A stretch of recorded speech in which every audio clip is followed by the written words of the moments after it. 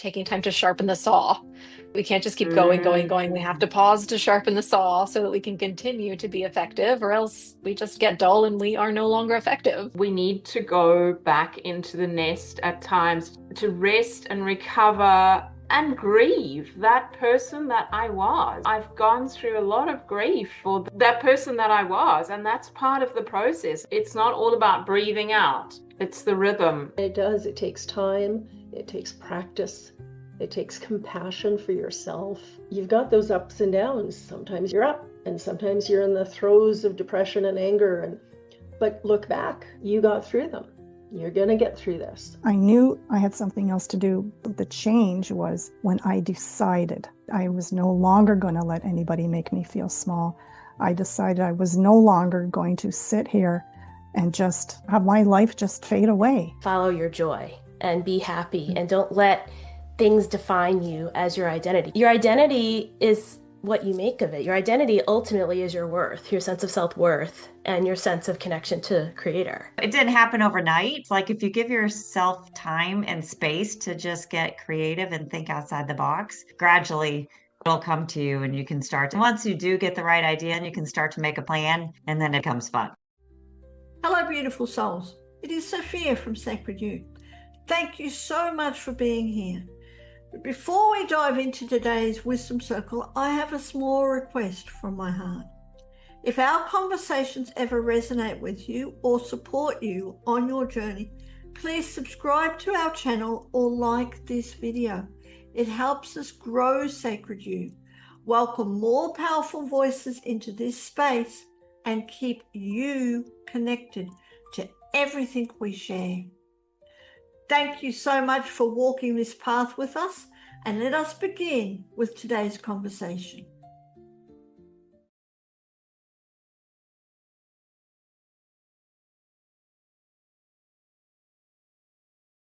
Welcome to our wonderful, incredible Wisdom Circle for today that I'm really excited because the beautiful Laura Hope is back with us again for another Outgrowing Who You Used to Be, the gift of getting uncomfortable. I love these conversations, Laura. I'm going to ask you to introduce yourself and why this incredible topic, and then all your wonderful speakers who have come to us from all over the world. So thank you. And I will be back at the end. And of course, this is honored. We are honored. Sacred You is honored to be able to present these wisdom circles. So thank you, Laura. Thank you, Sophia. Hello, everybody, and I'm so excited to have you all here. Welcome to Outgrowing Who You Used to Be, the gift of getting uncomfortable. My name is Laura Hope, and I help people quit unwanted habits. So I really love getting into getting uncomfortable as part of change, and love embracing the discomfort as part of change, which I think is really valuable. So we'll start by going around so that you all can introduce yourself and let us know what you do. And I'll just go around how you're ordered on my screen here. Samantha, you are first for me.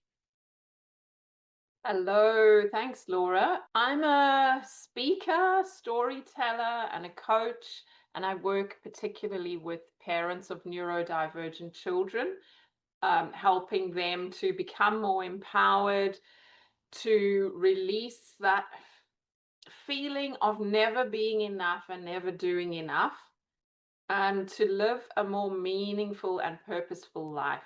And I am in central Victoria in Australia. Thank you. Thank you. Welcome. Yeah. And I'm so happy to hear another person serving the neurodivergent community because honestly, the vast majority of clients that I have are neurodivergent. They tend to be a bit more susceptible to those habits. So glad that you're doing this Mhm. work. And Kelly, you are next on my screen. Ah, hello, everyone. So I am Kelly Greco, and I am the founder of a company called Purposeful Pivot. And my mission with my company is to help really women that are experiencing maybe professional burnout try to figure out what their what's next is, right? And how to transition with some clarity and some purpose at later stage of life. Let's put it that way. Just trying to help women find some clarity. So I am located in Charlotte, North Carolina, on the East Coast of the US. So happy to be here. Thank you, Kelly. And yes, I think that fits right into this idea of outgrowing who you used to be, right? When women are in that Yeah, position where they're like, I'm done with this and ready to move on, but to what? Thank you. exactly. All right, Allison. Thank you, Laura. I'm Alison ZEIDLER, and I'm in the middle of Canada in Alberta.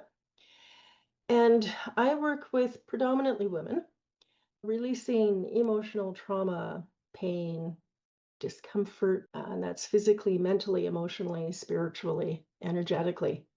We can't be our best if we're stuck in overwhelm, stress, anxiety, that confusion that women tend to live in for a variety of reasons. And I also do very similar work with animals. I've learned firsthand that shifting means becoming uncomfortable. So this Yes, I love will that. be, And uh, yeah, thank and I you. love that you also work with animals as well. How cool is that? Lovely. Rosemary. Thank you, Laura. I'm really glad to be here with so many amazing women. And so far, from what I'm picking up, we all have something similar that we're offering. Kelly, you're the most closest to what I do. So I am the owner and founder of the Riva experience. And Riva came to me in a transition in my life. And I got the name, but didn't know, okay, great, I got a name. What am I going to do with it? When I researched it, it was the name of a goddess. It brings us from darkness to light with courage and strength. And that was my message. So I'm in my 70s. I'm in St. Catharines, Ontario, Canada, which is about 15 minutes from Niagara Falls.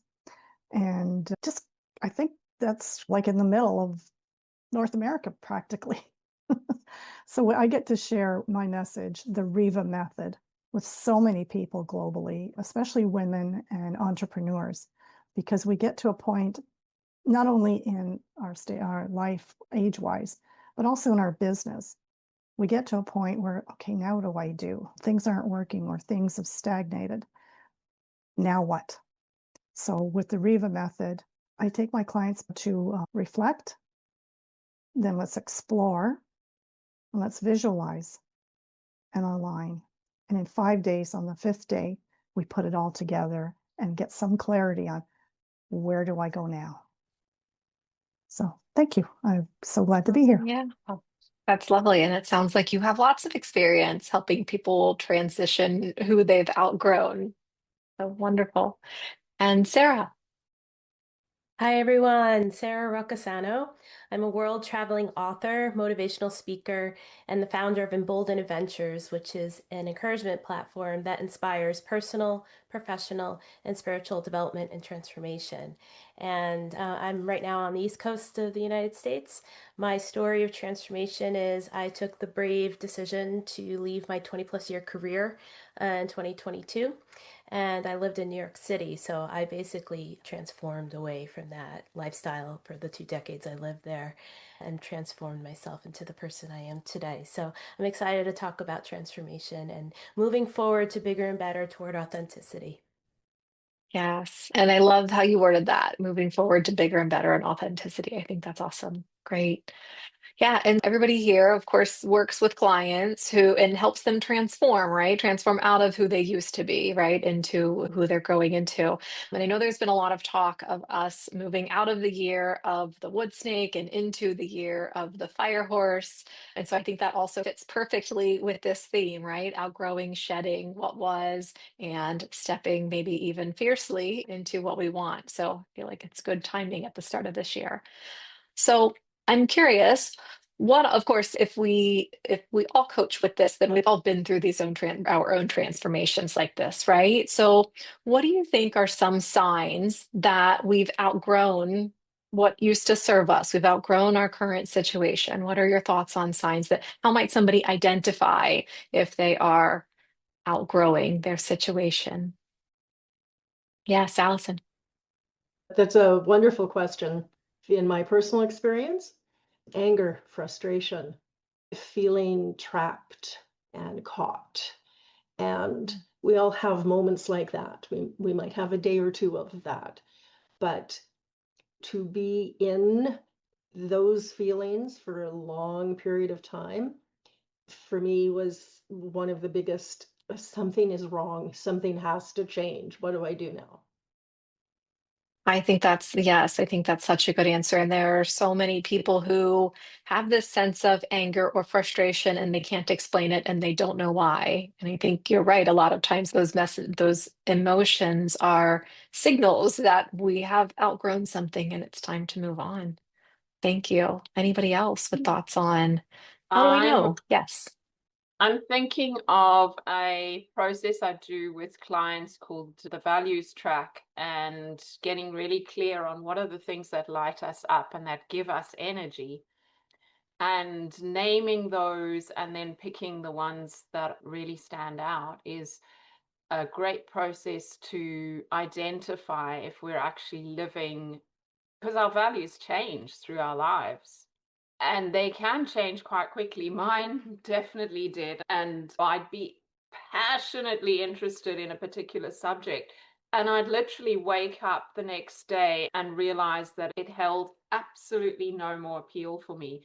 So if we're not living our values, the things that, and when I say values, practical things like, let's say you've got an interest in, I don't know, AI, that could be a value, but similarly, a value could be something more abstract like freedom. Freedom could be a very high value for you. And if none of those values are really showing up in your life, then something's got to change. Otherwise, you're going to get sick. You're going to get taken out. Yeah.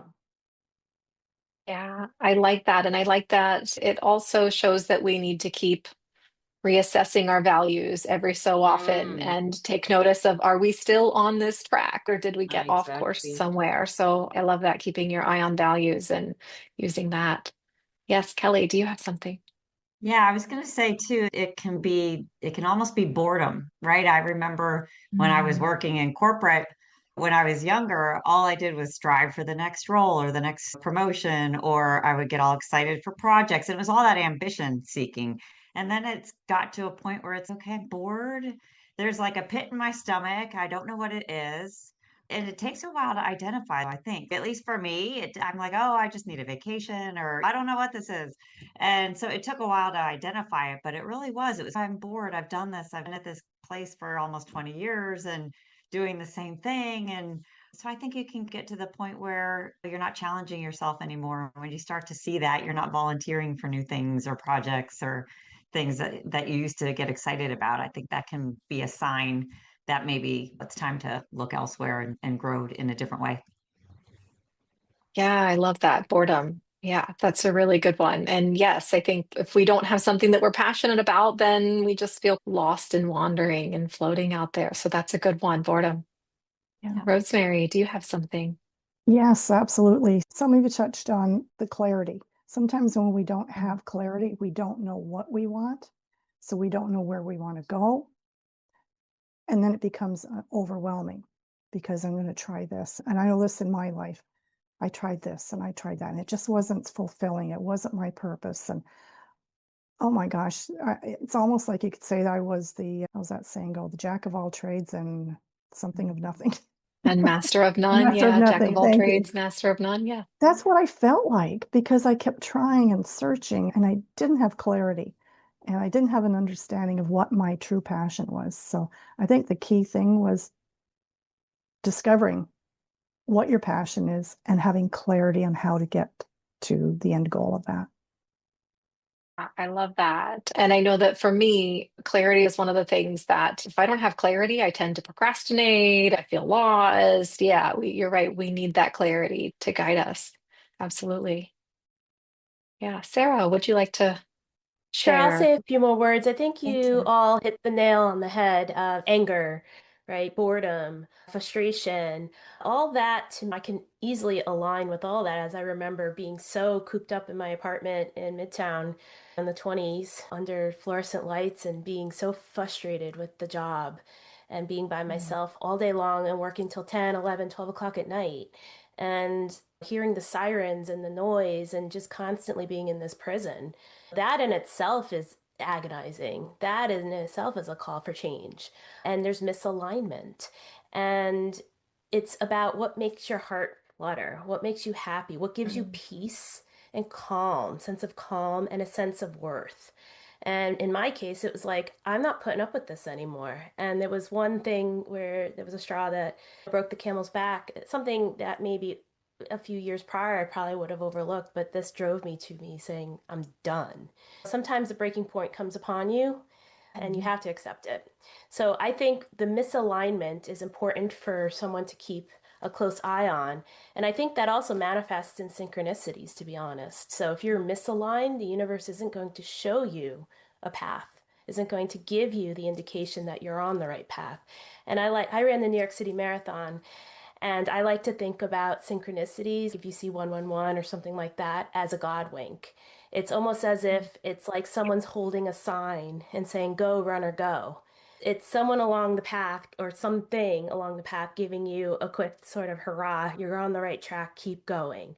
So that's alignment. And that's where you get a little bit of flutter of joy. And you're like, okay, I'm going to explore this. I'm going to keep going with it. I'm going to listen to my calling and my higher power and let it guide me and trust, because that other way of being isn't working for me. And I got to put my foot down because enough's enough. I Could love just that. And add I to love that, the Laura. flutter. Yes, please. Yes. So I love what you said, Sarah, about looking for those synchronicities. And you mentioned the 1-1. I see them all the time. 11-11, 101, 10-10. See them all the time. Thank you for that, as being a little bit of encouragement when you're in that overwhelm, you're in that flutter, that being in that uncomfortable spot, that those little signs. For me, I share, look for a sparkle in your day, whether it's an actual sparkle in the snow or the water or just somebody smiling at you. Just look for those and to help you refocus to where you need to be. So thank you for that, Sarah. I love that. Yeah, thank you. And I love that you guys called out the 111. I know when I was starting my business, I told my husband, like, this number is stalking me. At least once a day, I was seeing it. And it wasn't things like, it wasn't even the time, because you could say, okay, maybe you just look at your clock at 111 or 11:11. But no, it was in things like a receipt that was handed to me and other. It was so fun. I tend to see 1, 2, 3, 4 more now. That's the one that comes across a lot. But I love that you called that out. And just to share one more of those signs, one that personally I noticed was a hint for me that I was off on, or I was on the wrong track. I was crying every day and I had no reason why. And I even went to see a therapist and I was like, I was crying. I'm crying every day. I had this long commute to get to school and he was asking me what's wrong. And I was like, nothing is wrong. My life is fine. So, of course, I need to do a lot of exploring because when you're crying every day, things aren't fine. But I think that's another one, this kind of deep, unsettled, I'm not okay feeling that can come out as emotions like that. So that's another sign for me that was a signal that I had outgrown who I used to be. I know we've talked a little bit on this, but and I think Sarah, you shared your story, but I'd love to hear more of it. I'm interested to hear a time when each of you have decided that you have outgrown something. And what did it feel like when you understood that it was time to move on? Or did you even, or was it a situation where you were just in the new thing before you even realized that it was happening? But what was that like when you realized it was time to move on, or time that you had outgrown something? Does anybody I'll want to share go. first? Yes, Kelly. Yes, Yeah. please. Yeah. So mine was, I was working like 30 some years in a corporate setting. And then I left my last job and I was looking for a new one because I just thought, I guess that's what I do. Just get back on the hamster wheel. And it was like a year's going by and nothing's appealing to me. I'm not finding anything. I'm getting frustrated. And then then you start to lose your identity because people are like, what do you do? And I'm like, I don't know. And so it was like you have to do some introspection and feel like, all right, there's a reason I'm not finding anything appealing. It's because I'm not finding the alignment with something inside of me. So it's really looking inside. And then once I realized, okay, I take the blinders off, I'm just going to start looking at anything and everything instead of, I was in marketing for years. So take the marketing blinders off and look outside of all that. And that's when I started to discover new things and new ideas, and old ideas that I wanted to do way back when started to resurface. So it's things like that started to come into play. And then it slowly but surely you realize, okay, I'm figuring it out. I'm figuring it out. And so it didn't happen overnight, but it's if you give yourself time and space to just get creative and think outside the box, then I think gradually it'll come to you and you can start to, once you do get the right idea and you can start to make like a plan, and then it becomes fun. So it may take a while to get there, but if you do a little internal introspection, it'll get you there. Yeah. I love that. And I hear in that curiosity and expansion and having flexibility in how you're thinking. Absolutely. Yeah, Thank you. exactly. Mhm. Anybody else want to share what it feels like when you I'll go. understand that? Oh, yes, go ahead, Samantha.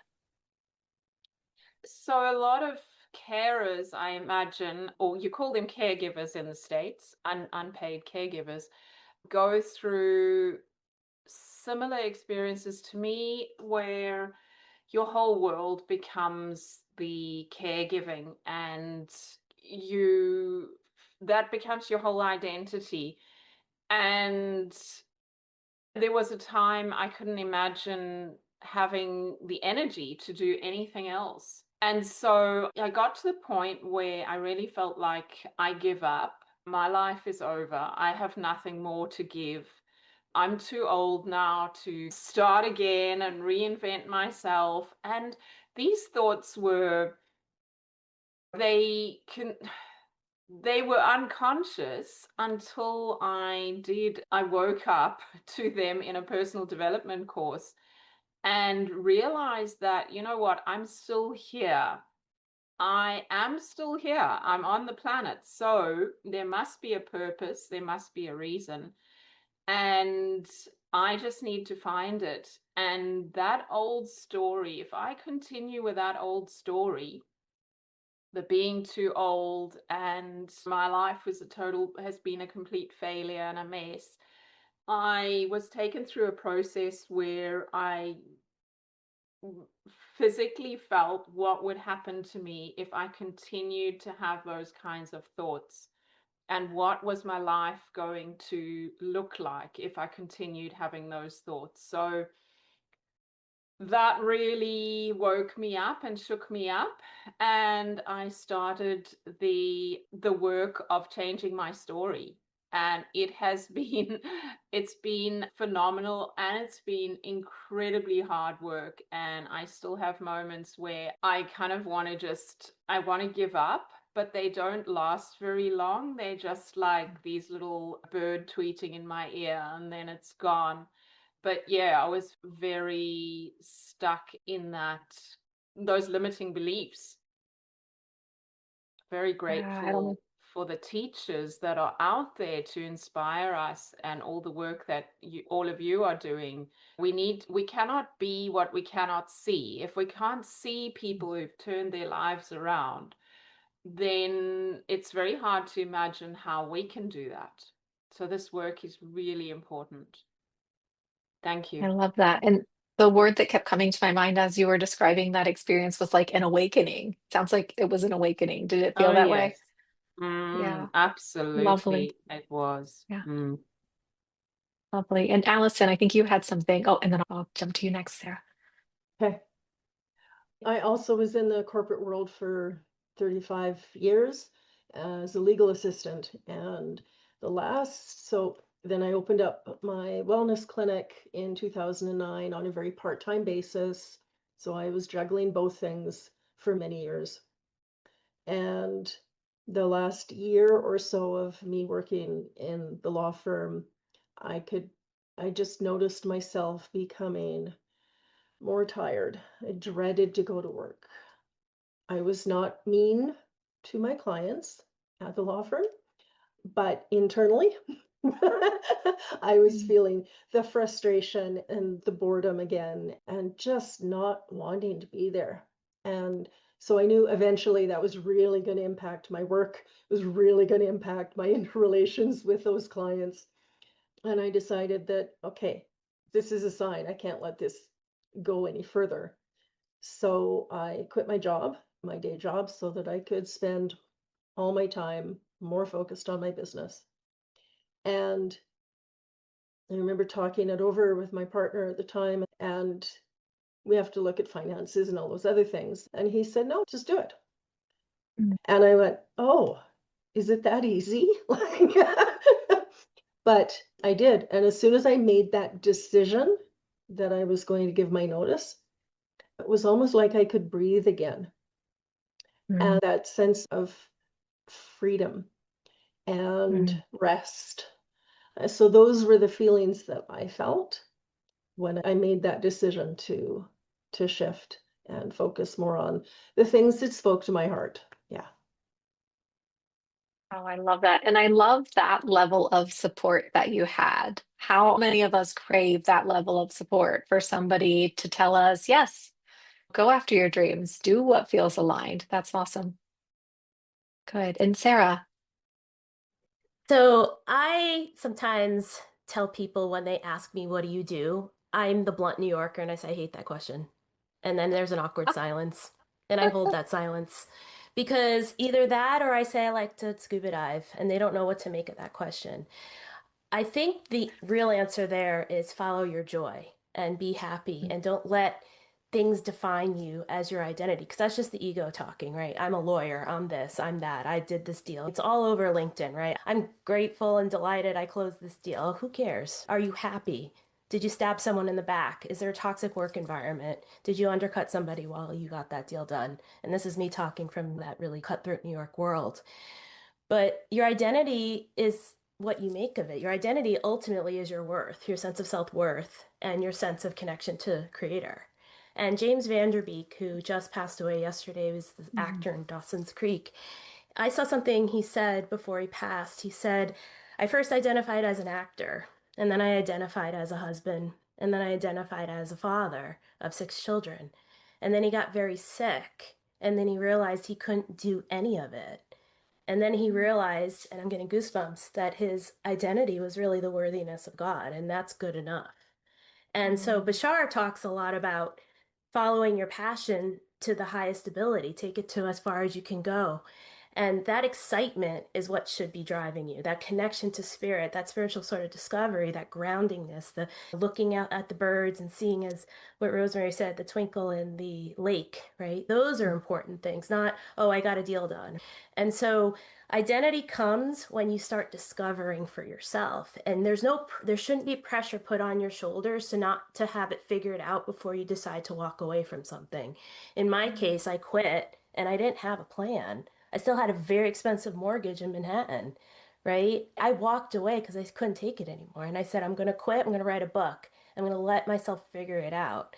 And figure out I did. And next thing I know, I'm a motivational speaker now. And I'm taking my travel blog and creating something more extraordinary as a result of it. So none of that was in the cards when I was in the throes of agony, deciding I need to walk away. It's over. It's done. And then you find the path by following your joy and your excitement, as Bashar says, and you disidentify what you are by answering that question, what do you do? I like to travel, I like to smile, I like to be alive, and I'm just worthy and I'm grateful. That's the answer for me.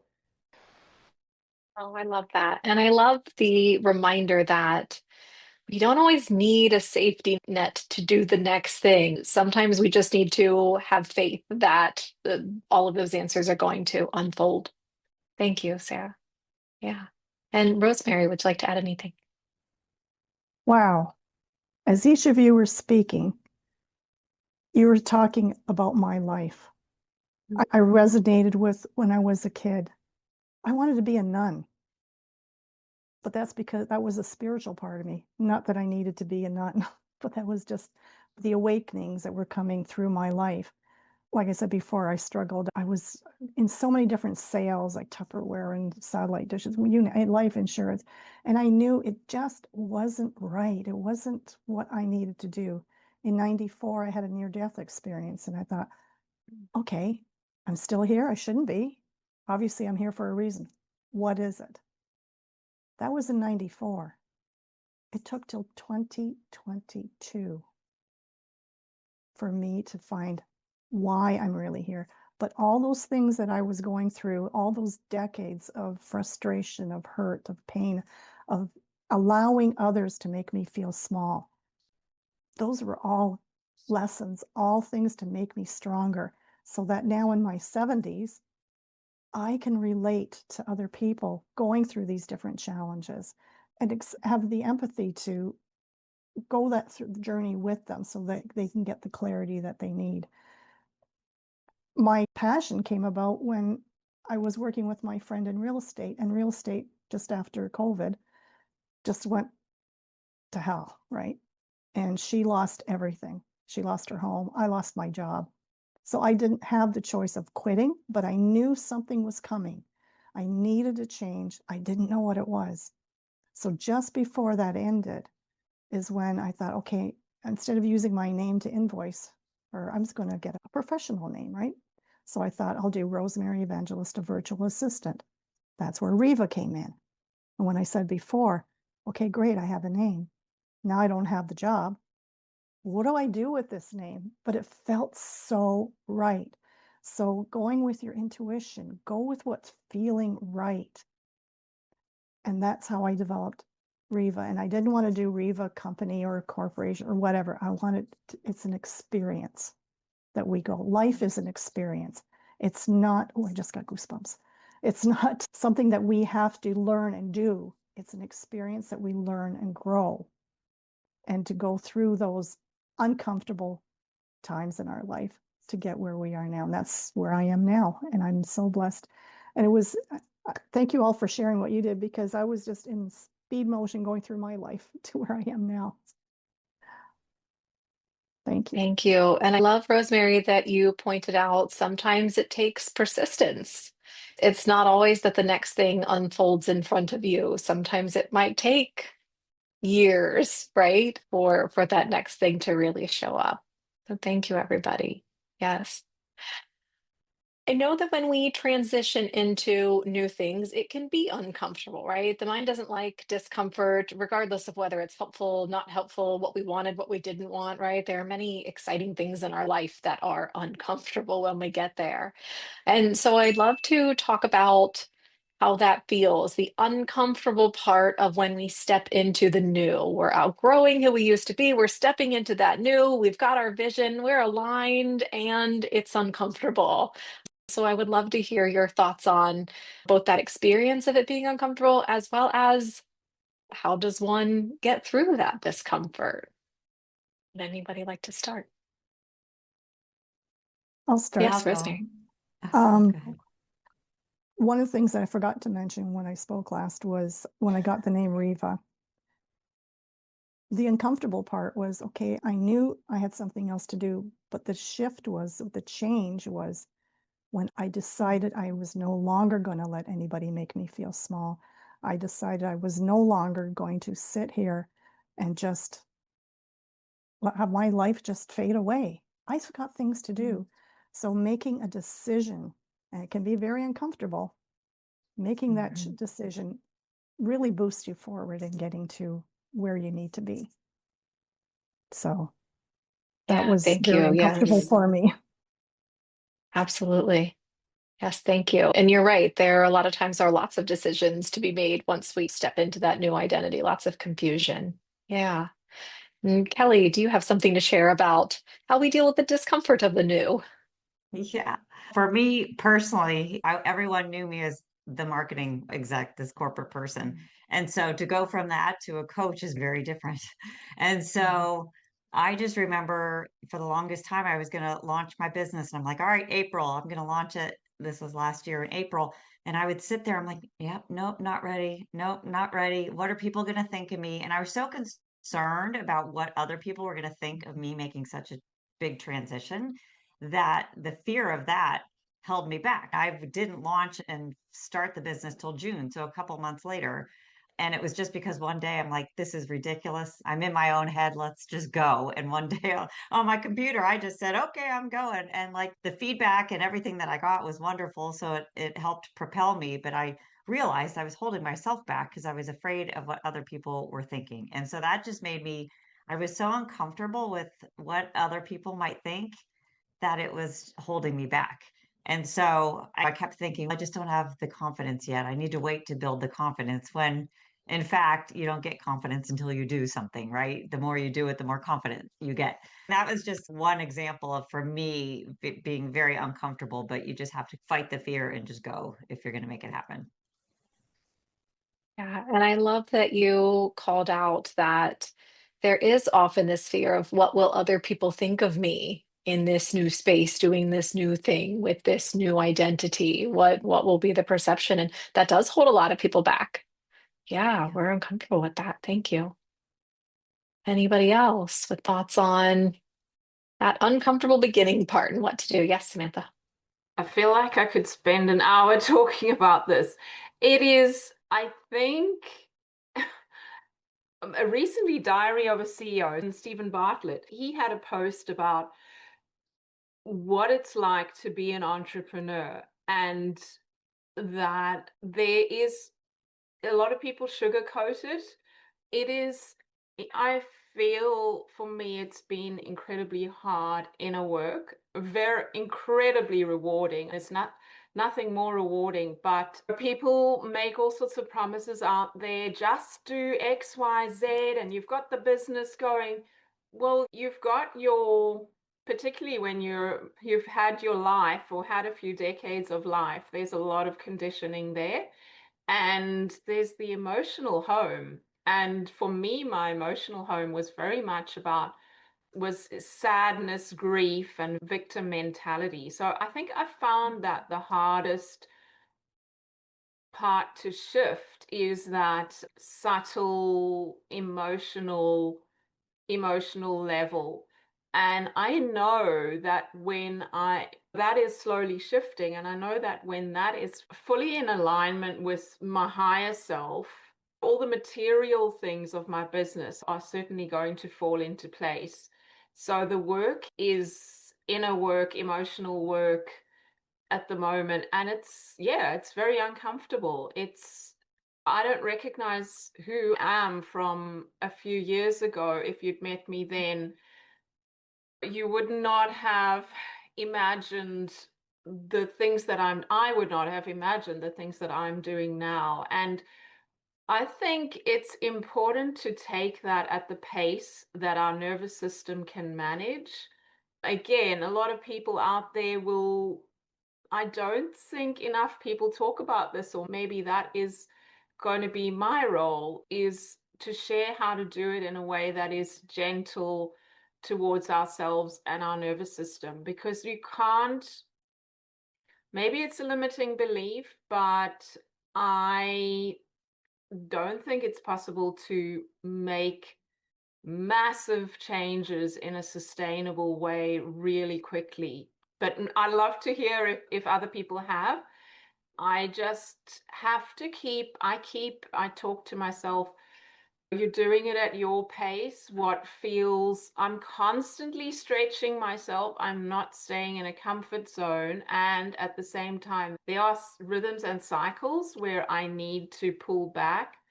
My business name is Neuronest, and we need to go back into the nest at times to recover, to rest and recover and grieve that person that I was. I've gone through a lot of grief for that person that I was, and that's part of the process. It's not all about breathing out. It's the rhythm. And for me, yeah, that's the self-compassion that I need.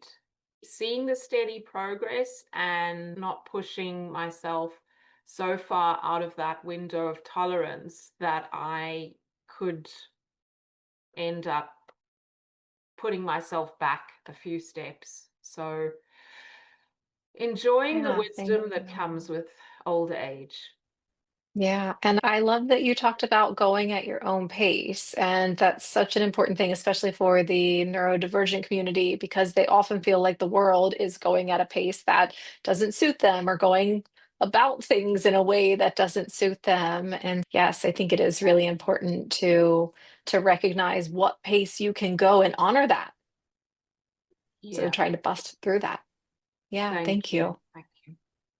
And also the time to rest and recharge. And I think it was Stephen Covey who talked about taking time to sharpen the saw, right? We can't just keep going. We have to pause to sharpen the saw so that we can continue to be effective, or else we just get dull and we are no longer effective.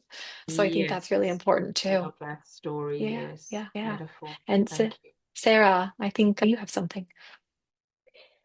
A few things I do every day to help me navigate through the unknown, because it's still a constant unknown since I walked away 4 years ago. And my book's about to come out any month now. It's been a long time coming and a labor of love in the unknown. And so, really, what was important for me is my spirit walk in the morning. I'd get up, I'd walk up to the top of the hill and back down, turn around, come back, and come back down. No phones, connection to nature, and in all elements, even the freezing cold we're having right now in the East Coast. And so I connect with the land. I connect with the birds, the hawks, the deer, the bobcat that sometimes comes by, that errant little cat that's running by, the clouds, the just the all sorts of different things that are coming every morning, but it's the same walk. It's the same route, but there's always something new that's coming from it. And where I'm at the top of the hill, I could see really far through beyond the horizon. And that's where I say my gratitudes. I'm grateful and I say thank you for abundance. And it's interesting because at those top points, the day before, I would remind myself, I was really upset yesterday. I was crying. And today I feel wonderful. So you're at the same spot in that walk, and yet there's different emotions that are happening. And so it's helping you to ground yourself and short circuit and say, oh, yeah, I got through it. Or, oh, I'm having a moment, but I do remember that I got through it last time. So maybe tomorrow I'll feel better, which always seems to be the case. So having that sort of practice, plus I drum, I do my meditations, and I say my gratitudes as well afterwards. So being in a state of gratitude, what am I grateful for? I'm grateful for the roof over my head. I'm grateful for the food that I eat. I'm grateful that I'm in a safe place. I'm grateful that I'm advancing in some of the work I'm doing with my projects. I'm grateful for all these people I've hired around me to get me to my goals and see my vision through. I think those are the points you need as guideposts to help ground you to say, okay, I'm still in the unknown. I still see a goal ahead. I'm still ups and downs with how I'm feeling and frustrations with still walking away from that matrix, still trying to sell that apartment, still pissed off about New York City. But no, I'm grateful that I'm here in nature. I'm grateful that I could breathe today, that I have medical care, things of that nature that recircuit you back to gratitude, abundance, happiness. Okay, this is the right decision for me. I'm going to keep going forward and trust. Oh, I love that. And the words that kept coming to me as you were talking are balance and perspective. This getting this different perspective, right? Zooming out, seeing what the big picture is, and then also recognizing that, yeah, you're going to have bad days. You're going to have angry days. You're going to have sad days. And how do we balance that with gratitude and connecting with nature and things that ground us? Thank you. Yes, Allison. Thank you. I grew up in a really dysfunctional home, lots of the victim mentality. So I learned that. I was very angry and I lived in that anger and didn't know it was anger, didn't know there were emotions underneath the anger. And you develop coping mechanisms to get through crappy lives, right? But at some point they stopped working and my life fell apart in my early 30s and I just had to go for counseling and I had to learn who I was and I had to shift my thoughts and how I felt and it was so foreign and I had to get out of that victim mentality and learn a new way of living and feeling and the turning point, like I did a lot of work, right? And really work hard on yourself. But I remember that the turning point, because I had grown up the way I had no voice. I couldn't speak. I couldn't stand up for myself. I just internalized it all, and that made the anger worse and worse. So I remember the day that I went to the video store back in the day to return a video, and they told me that I owed money for a late return. And I had spent 3 days trying to figure out what to say to this person to explain that no, I did return it on this day and I did not owe any money. but it did literally. I had to spend 3 days figuring out how I was going to word this. And there was a lineup of people behind me. I was absolutely terrified because this was the first time I'd really stood up for myself in a calm, rational way. And I did it. And I expected a fight. I expected him to just insist that I pay anyway. And he looked at me and he said, "Oh, okay." And I went home and I'm like, "Oh my goodness, is it really that easy?" I knew that wasn't going to happen every single time I stood up for myself, but it was such an enlightening moment that I could speak, that I did have a voice. And so over the years, yeah, again, as Samantha said, I'm a completely different person than I was 10 years ago, 15 years ago. And it takes time, it takes practice, it takes compassion for yourself and understanding that this is one thing I tell my clients is, as Sara said, you've got those ups and downs. Sometimes you're up and sometimes you're in the throes of depression and anger but look back, right? You got through them. You're going to get through this. So it's a journey. Life is a journey. Life is an experience. And if we have compassion, we can embrace it a little bit anyway. Yes, I think that's so powerful, the compassion and embracing it.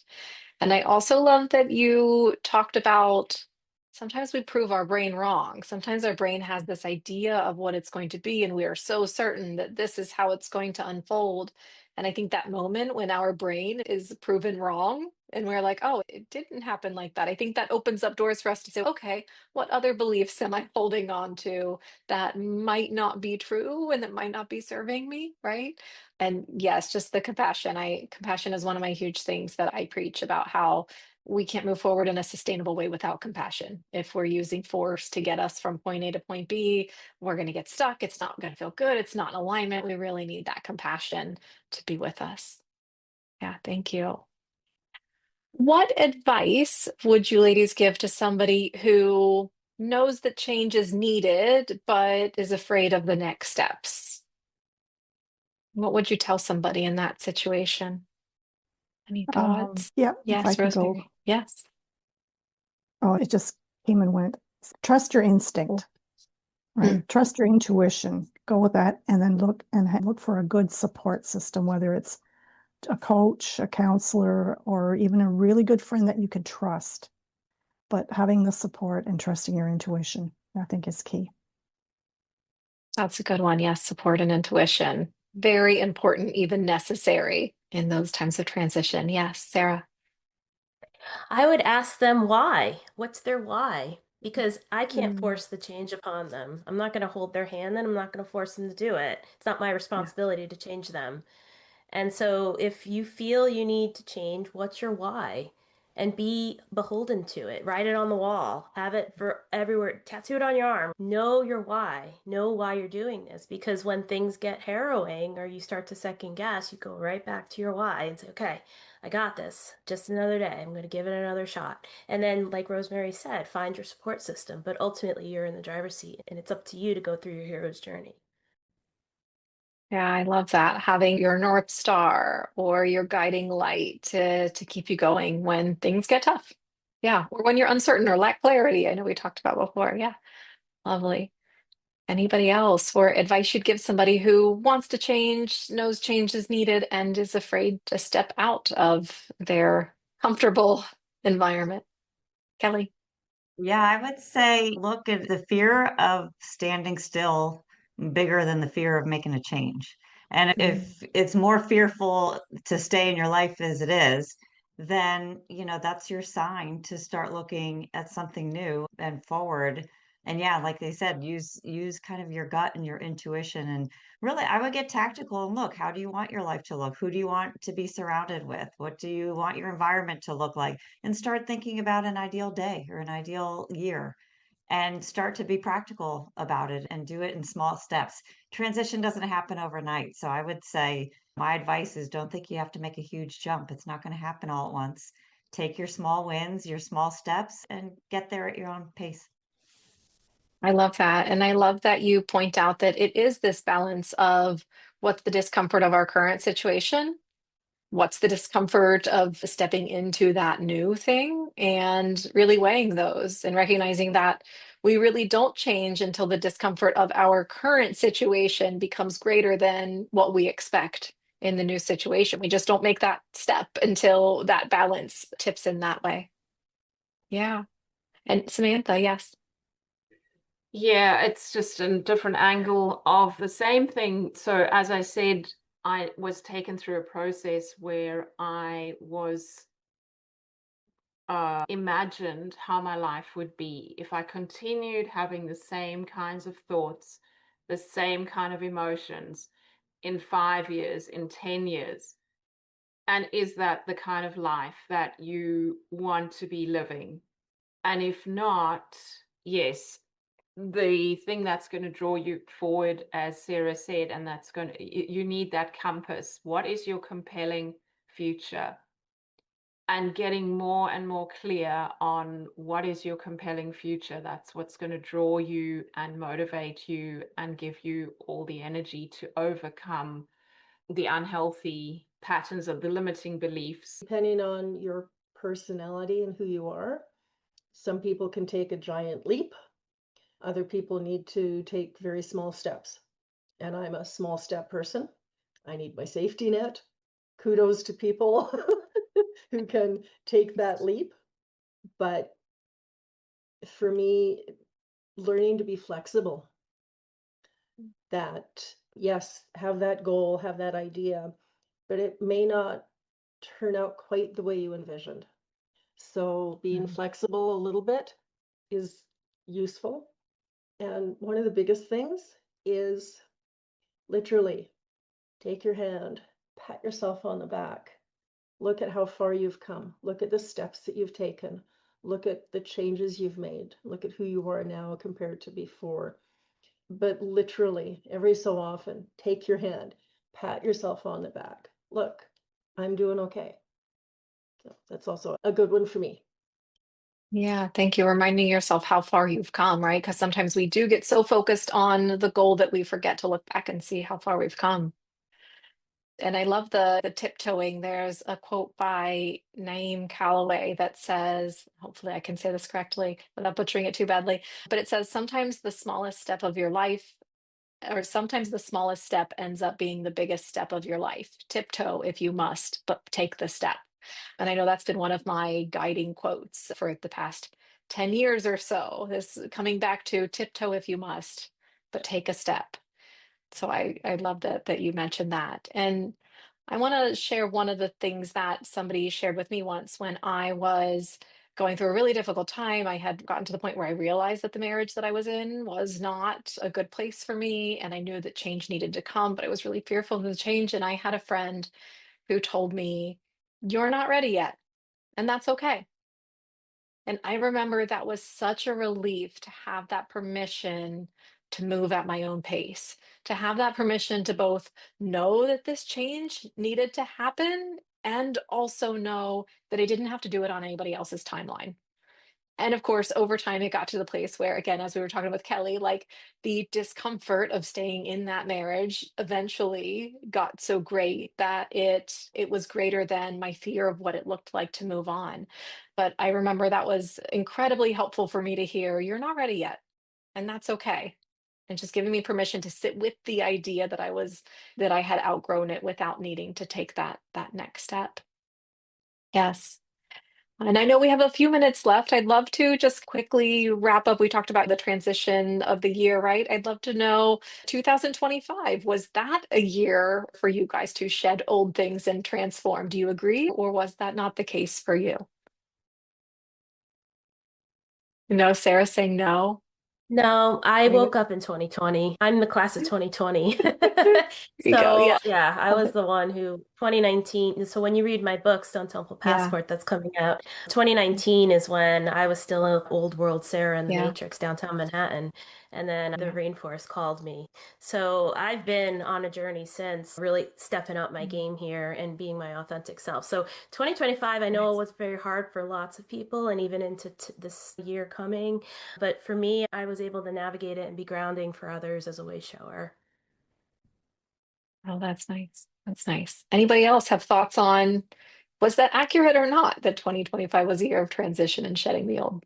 For me, when's the Chinese New Year?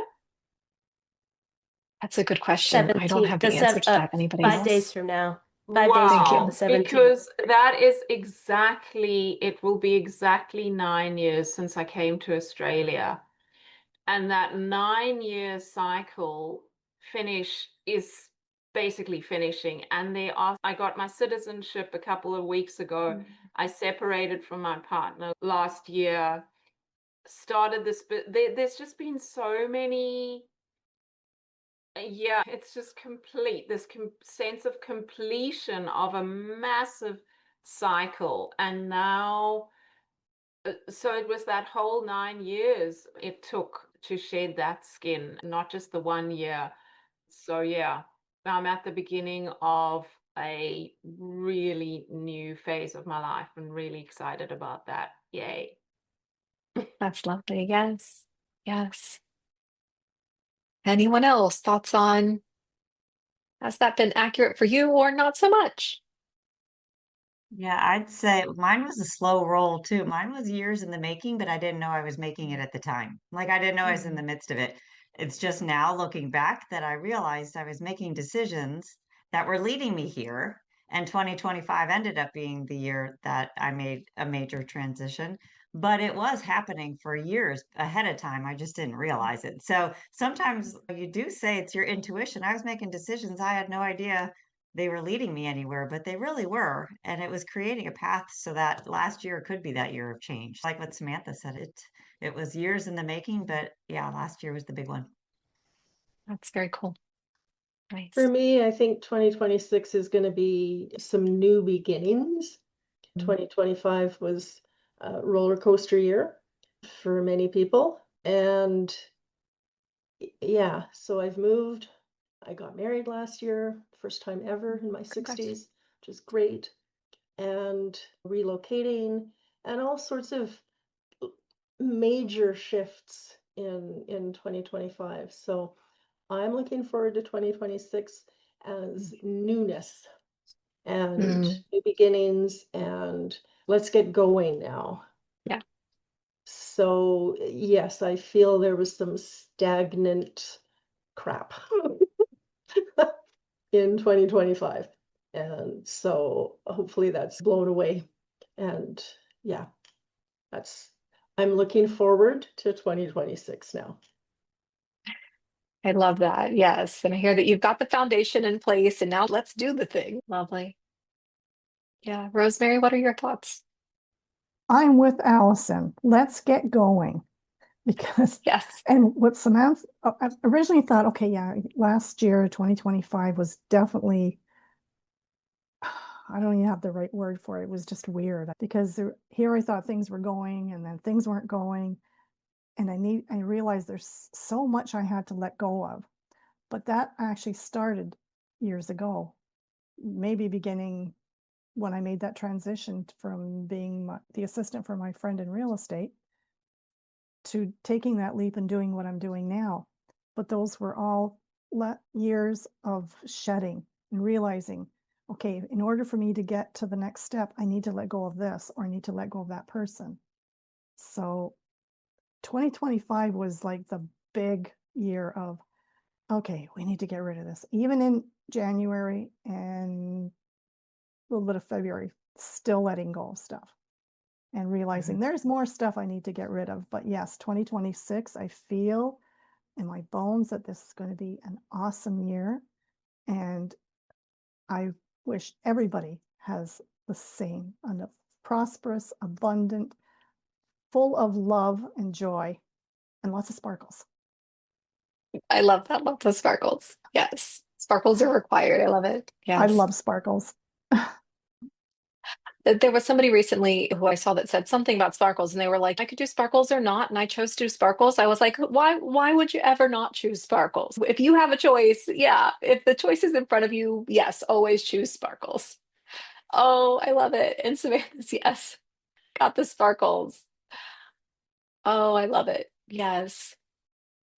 Yes, and I think that 2025 was a year of shedding the old. I really started to step into my business and put new time into it. And I didn't realize then, as I'm sure you guys have experienced, there's so much old stuff to shed before you can really start a new business. And so I'm finally stepping into what feels like a flow. But I didn't realize when I was really kicking things off last year that there was going to be so much to shed and let go of in terms of identity and learning that the things that other people said work don't work for everyone. And yes, I agree that I'm ready to step into something prosperous and something more powerful and ready to get going. Like we said with Allison, let's do it. We're here, let's do it. Yes, wonderful. Thank you so much, ladies. I really appreciate all the thoughtfulness that you put into your answers and your time being here. And it was such a lovely conversation with everybody. Thank you so much. Thank you. And Thank you, Laura. This was Laura. great. Yes, I'm so glad. thank you, Laura, for an incredible discussion of Wisdom Circle, which to me, I've been sitting here listening to it actually heartfelt.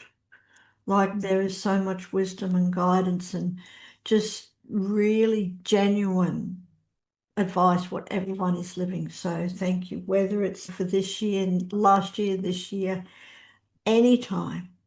I appreciate you and everyone who's joining us. Thank you, Samantha and Kelly and Alison and Rosemary and our beautiful Sara. Wonderful discussions for everyone who is listening live or catching the replay. Do click on the links below. Reach out to these amazing women who have shared just an hour of their wisdom with us. They have some incredible offers. They're all below.